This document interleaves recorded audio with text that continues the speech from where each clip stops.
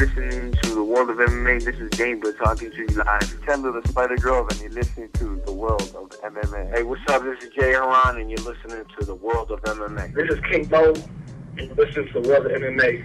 All right, this is World of MMA here with Travis Browne. How you doing, Travis? Good. How you doing? Doing pretty well. Let's talk about 12-0 and 1 record. You're one of the few undefeated heavyweights in the division. How do you feel about that? I think it's good. It's a good accomplishment, you know, especially being 4 fights deep in the UFC. You know, it's definitely something that to be proud of, but I'm not finished, and I need to keep moving and progressing my game. As your career is blooming and everything, you're being considered one of the most dangerous heavyweights in the division now. How you feel about that? I mean, I love it. You know, I'll be considered dangerous. I have no problem with that. You know, I think that people are realizing that with me, they'll always have a fight on their hands. There's no quit in me. I'm not going to sit there and let you beat up on me. I'm more incapable of hurting you, and you're in for a fight. How does it feel to get knocked out of the night when in UFC 130 against Stefan Struve? How did you feel about, you know, just receiving that award? You know, it was an honor to receive that. At the same time, it's something that I expect out of all my fights. So if I don't get something like that, I'm not happy with my fight. I have high expectations for myself. The UFC has high expectations for me, and yeah, that's what we expect. What can you tell your critics, your fans, about you from your last fight with Browne? You've had quick finishes in a lot of your fights. Your last one was a 3-rounder. What can you learn from your last fight, or what can you tell your critics about you yourself as a fighter? You know, there's a lot of transition going on before that fight. So I think you know, a big part of the fight scene, which people don't realize, is being in sync with your coaches.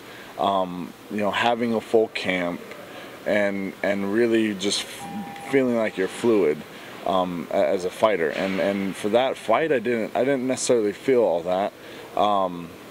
You know, so as far as my last fight, everybody goes through a rough time. You're gonna have fights that not everybody's happy with. At the same time, if you look at that fight, I pushed the pace, even though the pace was pretty slow. I outgrinded a grinder. You know what I mean? So he's known for coming back and winning fights in the last, you know, second half of the fights. You know, the end of the second round and into the third. So, you know, as much as I wasn't happy about finishing them, like I know I could and I should have, I'm happy that I was able to show that I went the distance, controlled the guy that had good jiu-jitsu on the ground, and beat him up. You've been a few months at Jackson's gym now in New Mexico. Just describe your feelings. How's the experience over there? You know, Jackson's is a great camp. You know, not only the coaches, as in Greg Jackson, Coach Wink. There's other coaches like Coach Mike and Coach Brandon, and you know, there's a bunch of good coaches out there that definitely helped me step my game up. The training partners are really good. Obviously, you know, you have like John Jones, and you know, you have a couple other UFC fighters that are bigger, and so it's good sparring there. And there's also guys there that are under the radar that are really good, that are actually better than probably most of the UFC fighters as far as in the heavyweight division go. They just need to get a look. So it's a great camp. It's a good gym.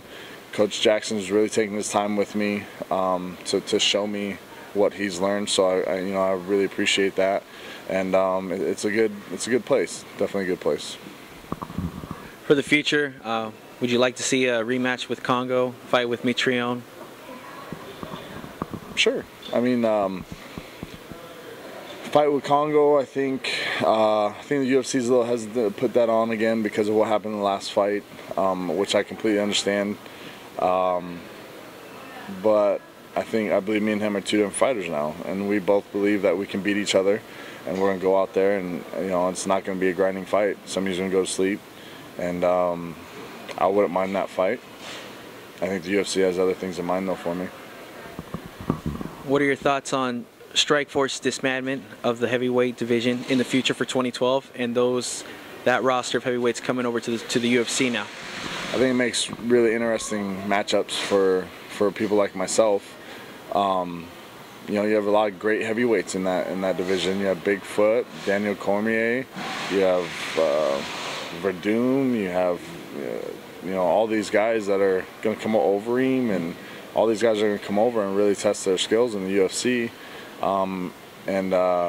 It'll be some great matchups for sure. How do you see tonight's Strikeforce main event going? Melendez, I think he has a little too much wrestling for him, and I think his pace will ultimately dictate the fight. All right, that's World of MMA here with Travis Browne.